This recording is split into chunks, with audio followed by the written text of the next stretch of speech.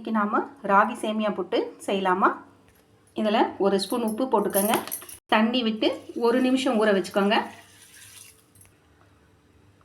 ஊறிடுச்சுங்க, 1 நிமிஷம் ஆயிடுச்சு. இப்போ நம்ம வேக போட்டுப்போம். இது ஒரு 5 நிமிஷம் வேக வச்சுப்போம்.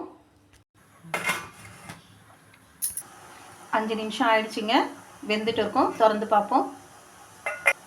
வெந்துருச்சுங்க, கிளறிக்கங்க. இப்போது இதில் சர்க்கரை, ஏலக்காய், தேங்காய்லாம் சேர்த்து மிக்ஸ் பண்ணிப்போம்.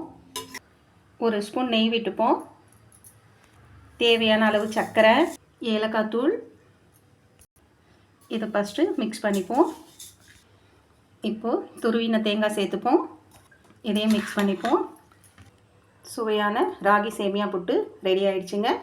நீங்களும் உங்கள் பிள்ளைங்களுக்கு செஞ்சு கொடுங்க.